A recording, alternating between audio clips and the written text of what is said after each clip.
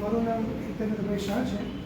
હું પોતે દ્રષ્ટિહીન છું અને દર વર્ષે રાજ્ય સરકાર દ્વારા દરેક જિલ્લાના દિવ્યાંગ ભાઈ બહેનોને 20,000 રૂપિયાની મર્યાદામાં અલગ અલગ સાધન સહાય કરવામાં આવે છે.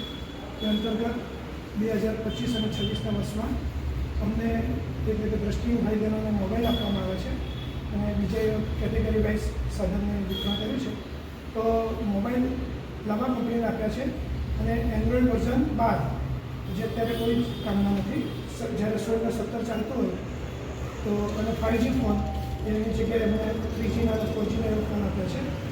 બ્લાઇન્ડને કોઈ સપોર્ટ કરતો નથી. ટોપબેક એટલે અમને બિનઉપયોગી આ ફોન છે અને લાવા મોબાઈલની ગુણવત્તા તો દરેક સમજે છે કે એની બેટરી ગમે ત્યારે ફાટે એટલે અમારા જીવનું પણ જોખમ રહેલું છે. તો અમે વિનંતી કરીએ છીએ સરકારને કે આ વલસાડ જિલ્લાના તમામ દિવ્યાંગ ભાઈ બહેનોના હલકી ગુણવત્તાવાળા જે સાધનો આપ્યા છે એને પરત ખેંચવામાં આવે અને એની જગ્યાએ સારી ગુણવત્તાવાળા સાધનો અમને આપવામાં આવે તો સરકારનો જે હેતુ છે એ સાચા અર્થમાં સિદ્ધ થાય અને 20,000 રૂપિયાની મર્યાદામાં ફોન સાધન સહાય આપવામાં આવે છે.